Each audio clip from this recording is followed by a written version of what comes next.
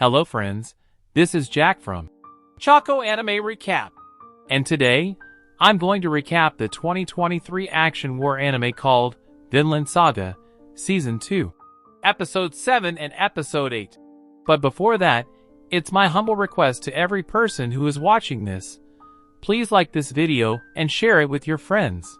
On Ketil's farm, a recent incident of food theft has occurred, but despite Fox's efforts to track the footprints, they have been mixed with others, making it impossible to identify the culprit. Snake takes note of the recurring thefts, stating that the perpetrators need to be punished, even though they have not stolen a large amount of food.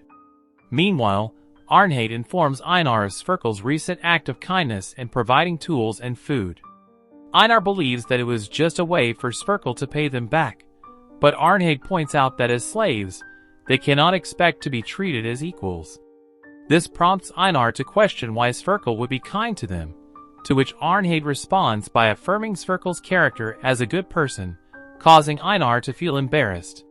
Suddenly, Ketil's wife interrupts their conversation and scolds Arnheid for not helping with breakfast preparation, as Ketil is expected to return with guests. As Einar and Thorfinn survey their crops, they can't help but feel excited about the prospect of eventually being able to buy their freedom. Einar wonders if Arnheid has a similar deal, but he hesitates to ask her directly. Thorfinn encourages him to talk to her, but Einar still has his doubts about whether it's appropriate to inquire about such personal matters.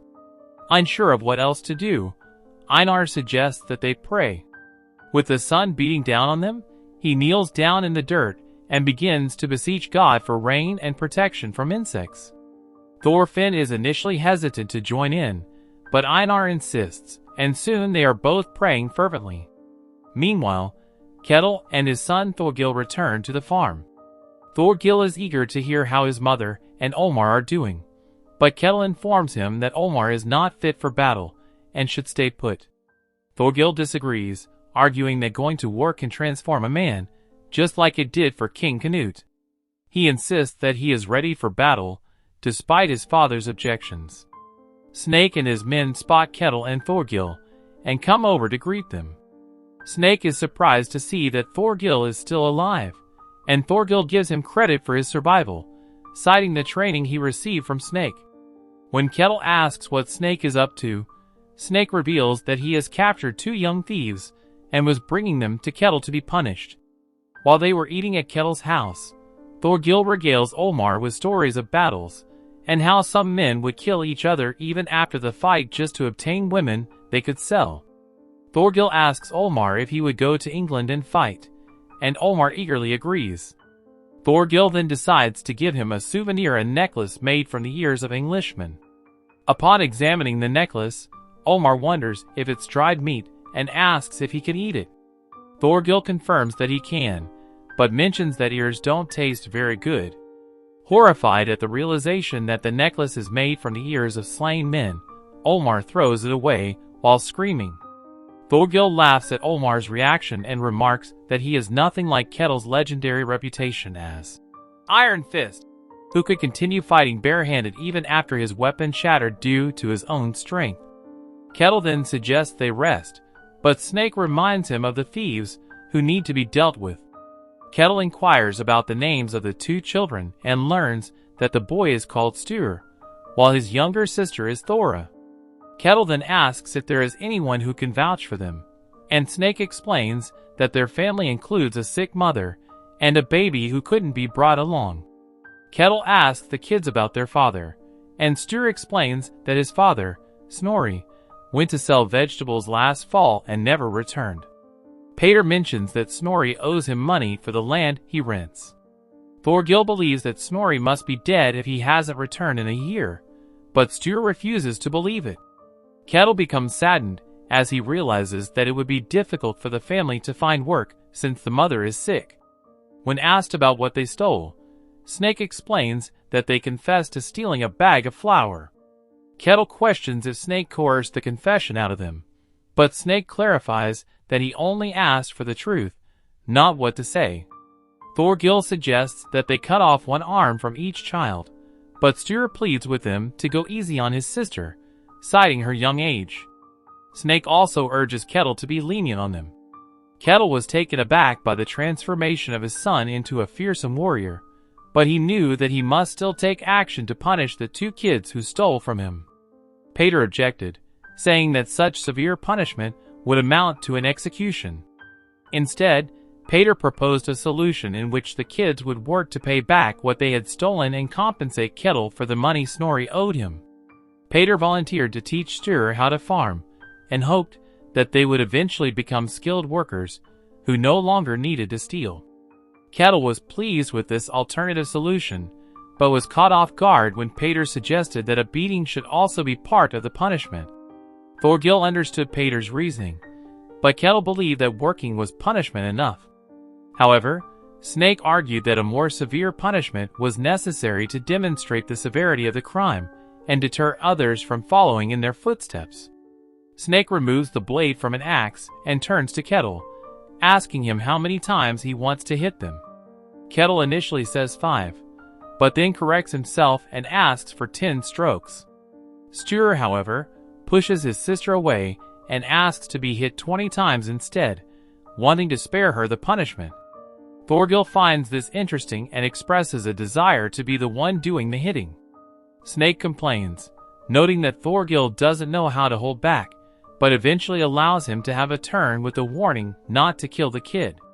Thorgil takes a swing, and with a single hit, sends Sture flying. Seeing this, Ketil rushes in and stops Thorgil, stating that he will do it himself. Later that night, Ketil opens up to Arnheid, confessing that the Iron First persona he puts on is actually a lie. He admits that he is afraid of Thorgil, war, and violence. Arnheid reassures him that being kind isn't a bad thing, and Ketil acknowledges that she is the only person who will tell him that, which is why she is the only one he trusts with this information. He asks Arnheid to stay with him, as without her his world would be full of darkness. Thorfinn had a nightmare in which his younger self entered a house to kill Einar and his family, but he failed to stop himself and fell into a gaping hole. While trying to climb up, the dead pulled him down, and he woke up screaming. Einar noticed that Thorfinn was more distressed than usual and asked him about it. Thorfinn remembered falling down a cliff in his dream, but also mentioned father and Askeladd while talking in his sleep. While washing himself with water from the well, Thorfinn couldn't understand why he can't recall his dreams, but he knew that they were terrifying and that he had forgotten something important. Thorfinn and Einar proceeded to work, and the retainers came to collect the wood they had cut. They observed that the wheat had grown significantly, thanks to Einar's hard work. However, one of the retainers expressed annoyance that Ketil allowed a slave to farm, arguing that they shouldn't have the same rights as the retainers. As they work on repairing a roof, Thorfinn confides in Einar about his past. He reveals that Askeladd was the man responsible for killing his father, and that he spent 11 years fighting in battles, driven by his desire for revenge. Despite his efforts, he never got the chance to avenge his father, as Askeladd was killed by someone else right before his eyes. Einar questions whether Thorfinn is still fixated on Askeladd, given that he is still having dreams about him. Thorfinn admits that he may not be completely over his hatred towards Askeladd yet, but he also feels like he is forgetting something important. Einar encourages him to let go of his vendetta, as there's no use in hating a dead man. Thorfinn realizes that without his hatred, he feels empty and lost, as he had always defined himself through his battles and his thirst for revenge. Their conversation is interrupted by Sverkel, who reminds them to keep working as they have other tasks to complete that day. Sverkel took Thorfinn and Einar to the beach to teach them how to fish with a net. Despite their efforts, they failed to catch anything. Sverkel offered them more advice, suggesting that Thorfinn can start by learning things one by one. He also explained that being empty could be an opportunity for Thorfinn to fill himself with new experiences, and that if he wants to be reborn, it's better to be empty. Intrigued, Thorfinn wondered if he could be reborn. The following day, as they went to work, Thorfinn asked Einar if people can truly change and what it takes to change. Einar replied by sharing that he used to be a warrior, But if anyone looked at him now, they would never have guessed. He expressed relief that he hadn't met Thorfinn back when he was a warrior, or else he would have been his enemy. But he also assured Thorfinn that people can change, and he himself was a testament to that. Einar believed that Thorfinn was on his way to becoming a better person. Thorfinn thanks Einar for his explanation, but then suddenly stops and bumps into him, as the two notice their wheat field has been completely destroyed. Thorfinn suspects that the retainers may have done it, but Einar explains that the destruction was too precise and intentional, indicating that someone with a thorough understanding of farming had done it. Einar becomes increasingly furious and heads towards the retainers, convinced that they are responsible.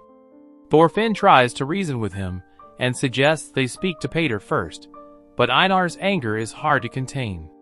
He expresses his frustration that they will not have a harvest this season and will need to borrow seeds for the next planting, as well as his indignation that the retainers, who themselves are farmers, would destroy another's crops with such little regard. Thorfinn acknowledges that he has been someone who has taken and destroyed, unlike Einar, who has always been a responsible and hard-working farmer, and feels he has no right to be angry with the retainers.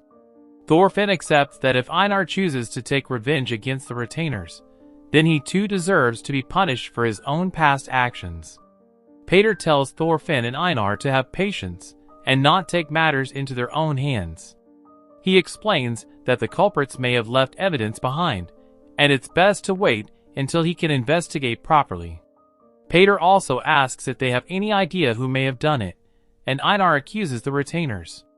Peter promises to report it to Ketil, but also reminds them not to jump to conclusions without evidence. Peter then shares his own experience of being bullied and discriminated against, and how it caused him a lot of pain. However, he also reminds Thorfinn and Einar that not all people are like that, and that they should not give up hope. Thorfinn's companion Einar informs him that he spoke with Arnheid and discovered that she is not in the same situation as them, as Ketil has taken a liking to her. They talk about the unfortunate reality that people in their world are either bound to those who like them or treated poorly by those who dislike them. As the two notice the retainers approaching, Thorfinn suggests that they should take a different route. However, Einar decides to confront them about the destroyed wheat field. The retainers deny any involvement, but one of them suggests that the wheat was grown by slaves and would be inedible. Einar becomes enraged and attempts to punch the man, but Thorfinn beats him to it and breaks the man's jaw. The other retainers then attack the two, and Thorfinn sees his father among them. While being beaten, he cannot hear what his father is saying. And this brings the anime to an end. Comment for part 9. Don't forget to like this video and share it with your friends. Also, subscribe to our channel and turn on the notification bell, so you never miss out on another video. Until next time, take care.